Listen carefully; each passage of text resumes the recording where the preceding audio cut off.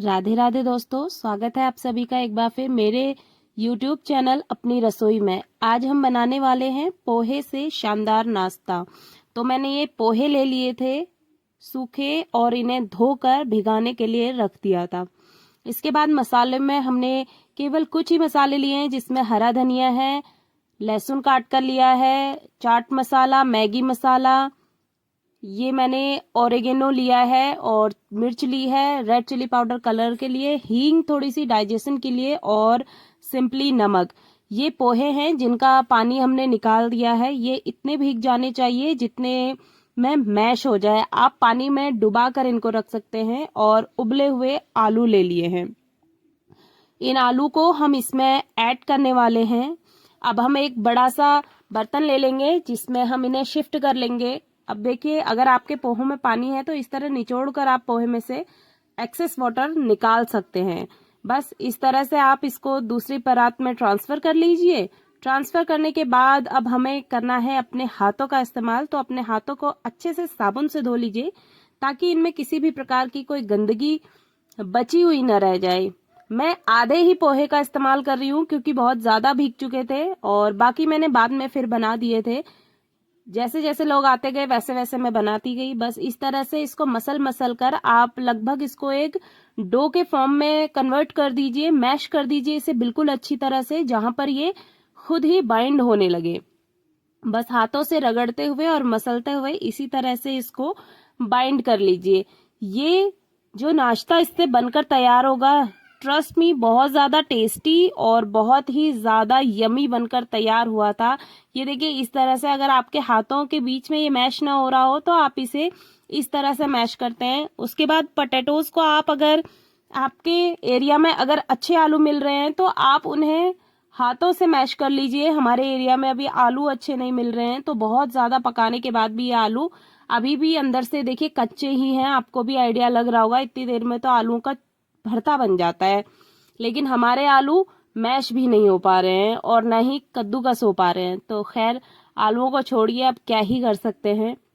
आजकल लोग पैसे कमाने के लिए बेकार चीजें उगाने में ज्यादा विश्वास रखते हैं। यहाँ पर हम डालेंगे बाइंडिंग के लिए बेसन। आपके पास बेसन है, बेसन डालिए। आपके पास, अगर आप इसमें चाहें तो आटा भी, भुना हुआ आटा ऐड कर सकते हैं। भुना हुआ न तो नॉर्मल आटा, कच्चा आटा ऐड कर लीजिए और इसमें चावल का आटा ऐड कर सकते हैं। इसके बाद इसमें हम मसाले मिलाएंगे। मसाले में रेड चिली पाउडर है, कश्मीरी रेड चिली पाउडर, हींग, उसके बाद ये लहसुन है। थोड़ा सा भी कटोरी में मत छोड़िए, सारा निकाल कर अपने मिक्सचर में डालिए क्योंकि वेस्टिंग करना अच्छी बात नहीं होती है। उसके बाद मैंने चाट मसाला डाला है।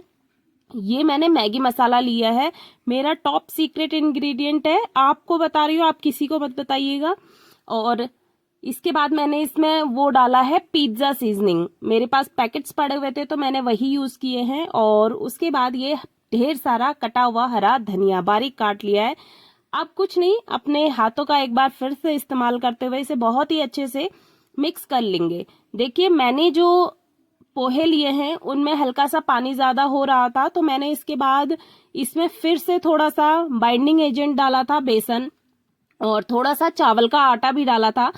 आप भी हमेशा ध्यान रखिए, कभी भी आप अगर इस तरह से कटलेट्स बना रहे हैं तो आप ना सबसे पहले एक कटलेट को डालकर चेक कर लीजिए, या फिर मैं आपको बता देती हूँ, अगर आप इसे तैयार कर रहे हैं, इसमें बाइंडिंग एजेंट जो भी आपके पास अवेलेबल है, अरारोट है, कॉर्न स्टार्च है, कॉर्न फ्लावर है, राइस फ्लावर है, या नॉर्मल आटा है, या बेसन है, कुछ भी अगर आप इसमें ऐड कर रहे हैं तो ये तब तक आप इसमें ऐड कीजिए जब तक कि जो आपका डो है वो एक नॉर्मल आटे वाले डो के फॉर्म में ना आ जाए। नहीं तो आपका जो ये मिक्सचर है ये तेल में जाने के बाद पूरा खुल जाएगा और बिल्कुल बेकार हो जाएगा। मेरे साथ भी हुआ था ऐसा, इसलिए मैंने इसमें फिर से थोड़ा सा बाइंडिंग एजेंट ऐड किया था और इसमें मैंने फिर इसके बाद नमक ऐड किया है। अब इसको हम एक साथ बहुत ही अच्छे से मिक्स कर लेंगे और इसका अच्छा से डो लगाकर तैयार कर लेंगे। मैंने सबसे पहले बच्चों के लिए अलग किया था और उसके बाद इसमें ग्रीन चिलीज ऐड की थी। जो रेड चिली पाउडर इसमें मैंने ऐड किया था उसमें मिर्च नहीं होती है क्योंकि वो कश्मीरी रेड चिली पाउडर है, तो बहुत माइल्ड सा उसमें चिली का टेस्ट आता है, और बाकी वो टेस्ट के लिए होती है और टेक्सचर के लिए होती है। तो आप भी जो है ध्यान से और अच्छे से देखते हुए आप अपने उसमें हर चीज ऐड कीजिए। बच्चों के लिए बना रहे हैं तो बच्चों के हिसाब से चीजें बननी भी चाहिए, नहीं तो बच्चे फिर खाते नहीं हैं और मूड खराब हो जाता है जब बच्चे ना खाएं। ये देखिए मैंने इसको दो पोर्शन में डिवाइड कर लिया था। अभी यहाँ पे मेरे जो मैंने ये डो लगाकर तैयार किया है, इसमें बाइंडिंग एजेंट की कमी है। आपको दिख रहा होगा ये एकदम से खुल जा रहा है, तो ये ऐसा ही ऑयल में जाकर खुल जाता है। इसके बाद मैंने ना इसमें दोबारा बाइंडिंग एजेंट ऐड किया था, वो मैं रिकॉर्ड करना भूल गई। मैं आपको ऐसे ही बता दे रही हूँ, तो आप ध्यान रखिएगा। बाइंडिंग एजेंट इसमें तब तक ऐड करना है जब तक ये एक डो के फॉर्म में ना आ जाए और जो नीचे सरफेस है उसको छोड़ने ना लगे। खैर छोड़ेगा तो नहीं, क्योंकि ये जब हम इसमें कोई बारीक बाइंडिंग एजेंट ऐड करते हैं तो वो तले पर चिपक ही जाता है, लेकिन इस बात का ध्यान रखिएगा। और फिर बाइंडिंग एजेंट ऐड करने के बाद हम इसको अपने हाथों पर घुमाकर कटलेट की शेप दे देंगे। आप राउंड शेप दीजिए, आपके पास कुकी कटर है, कुकी कटर से कोई भी डिजाइन बनाना चाहते हैं या इस तरह से बनाना चाहते हैं, तो वो टोटली आपके ऊपर डिपेंड करता है। और एक बात, आप इसे ना मोटा मोटा मत रखिएगा, जितना मोटा रखेंगे अंदर से उतना ज्यादा सौगी किस्म का बनता है ये। तो अगर आप इसमें क्रिस्पनेस चाहते हैं तो इसको ना थोड़ा थिन ही रखिए, बहुत ज्यादा मोटा मत करिए। बस इस तरह से आप बना लीजिए। एक तरीका मैं आपको और बताती हूँ। आप अपने हाथ में डो लीजिए, एक थाली का प्रयोग करते हुए आप उस पर रोल करके इसको कट करके उस पर बना लीजिए। देखिए मैं दिखा भी रही हूँ आपको। सिंपली आपको एक थाली लेनी है। इसके ऊपर हम थोड़ा सा ऑयल ऐड करेंगे ताकि हमारा डो इस पर चिपक ना जाए। इस तरीके से पूरी थाली को ग्रीस कर लीजिए। अब एक डो में से थोड़ा सा टुकड़ा आटे का हमने ले लिया है, थोड़ा सा आटा, बस इस तरह से रोल करते हुए इसको थाली पर अच्छे से रोल कर लीजिए। ये देखिए खुल रहा है ना, इसका मतलब इसमें अभी भी बाइंडिंग एजेंट की कमी है। तो ध्यान से देखते हुए ही आपको बाइंडिंग एजेंट ऐड करना है। अगर आप ऐसे रोल कर रहे हैं तो वो स्मूथली रोल होना चाहिए, उसमें बाइंडिंग एजेंट कम नहीं होना चाहिए। मुझे देर हो रही थी वीडियो रिकॉर्डिंग करने के लिए, इसलिए मैंने पहले ही इस तरह से रिकॉर्ड कर लिया है, लेकिन मैंने इसमें बाइंडिंग एजेंट ऐड किया है। मैं बार बार कह रही हूँ, इसमें मैंने बाइंडिंग एजेंट ऐड किया है। आप भी थोड़ा सा बेसन डालिए, चावल का आटा डालिए या कॉर्नफ्लावर डालिए, या कुछ नहीं है तो अरारोट बड़ी ही आसानी से मिल जाता है, अरारोट ऐड कर लीजिए। बस इतना बनाने। ये देखिए कितनी जल्दी आपका ये जो है बढ़ जा रहा है ना, ऐसा नहीं होना चाहिए। तो यहाँ पर ये तरीका है पता लगाने का कि इसमें बाइंडिंग एजेंट जो हमने डाला है वो प्रॉपर डाला है कि नहीं डाला है, इसलिए मैंने कोई मेजरमेंट आपको नहीं बताया है।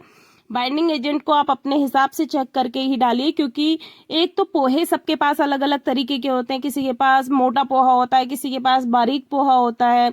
चावलों की वैरायटी के अकॉर्डिंग हमारे पोहे बनकर तैयार होते हैं, तो उसी हिसाब से ये सारी चीजें बनती है। उसके बाद देखिए एक पहले आप डालकर मेरी तरह चेक कर लीजिए, वरना आपके सारे के सारे रोल्स जो हैं वो बिल्कुल खराब हो जाएंगे और फिर आप बोलेंगे कि इसकी वीडियो से देखा था और इसने तो बिल्कुल ही बेकार बनाया, या आप ये सोचेंगे कि आप ही से कोई गड़बड़ हुई होगी। नहीं, गड़बड़ कहीं नहीं हुई है। हम जब बता रहे होते हैं तो लोग क्या करते हैं कि कुछ कुछ चीजें मिस कर देते हैं। मैं पूरा आपको बता रही हूँ कि इस तरह से आपको ऐड करते हुए इसमें बाइंडिंग एजेंट ऐड करना है। बस सिंपली आपकी कढ़ाई में जितने आ रहे हैं रोल्स आप उतने डालिए, और हाँ, डालते ही रोल्स को टच नहीं करना है। कुछ देर बाद जब वो खुद तैर कर ऊपर आने लगे इस तरह से, उसके बाद ही आप इन्हें टच कीजिए। ये देखिए बाइंडिंग एजेंट अच्छे से ऐड करने का नतीजा है कि रोल्स बहुत अच्छे से बनकर तैयार हुए हैं। आलू भी एक बाइंडिंग एजेंट है, लेकिन आलू आजकल जो है वो बेकार वाला आ रहा है, बहुत ही घटिया क्वालिटी का आलू मैं कहूंगी उसे। तो उसमें अच्छे से आप डालिए, और देखिए ये बनकर बहुत अच्छे से तैयार हो गए। मैंने दूसरे वाले जो बनाकर तैयार किए थे वो मैंने चपटे डिजाइन में बनाकर तैयार किए थे, क्योंकि ये तो आपके ऊपर, वो बस मैं इसलिए दिखा रही हूँ आपको चपटा वाला डिजाइन, ताकि आप जिस भी शेप में बनाना चाहें उस शेप का बना सकते हैं। इसमें कोई ये नियम नहीं लागू हो रहा है कि नहीं कटलेट हैं तो भैया कटलेट हमें एक ही शेप के बनाने। इट्स अप टू यू, आप किसी भी शेप का कटलेट बना सकते हैं। बस इसके बाद इसको एक के बाद एक खौलते हुए तेल में डाल दीजिए, क्योंकि वैसे भी जब हम इतने सारे इसमें कटलेट ऐड करेंगे तो इनका तेल का टेम्परेचर वैसे ही थोड़ा डाउन हो जाता है। बस इनको डालने के बाद एक चीज जरूर से ध्यान में रखिए कि आप कटलेट को छेड़ेंगे नहीं तब तक जब तक कि वो खुद तैर कर ऊपर ना आ जाए। और देखिए मैंने कितनी अच्छी सुंदर सी प्लेट सजा कर तैयार की है। मेरे बेटे को, मेरे हस्बैंड को और घर में बाकी सबको बहुत ज्यादा पसंद आए थे ये कटलेट। आप भी बनाकर जरूर तैयार कीजिए। मैं आपको एक तोड़कर भी दिखा रही हूँ, बहुत अच्छे से बनकर तैयार हुए थे और बाहर से कुरकुरे भी तैयार हुए हैं। अगर आपको मेरी वीडियो पसंद आती है तो प्लीज नीचे लाइक बटन को हिट कीजिए, सब्सक्राइब कीजिए चैनल को, अपने दोस्तों और रिश्तेदारों के साथ शेयर कीजिए मजेदार रेसिपीज और नई टिप्स पाने के लिए। और मेरी वीडियो को यहाँ तक देखने के लिए आप सभी का बहुत बहुत धन्यवाद।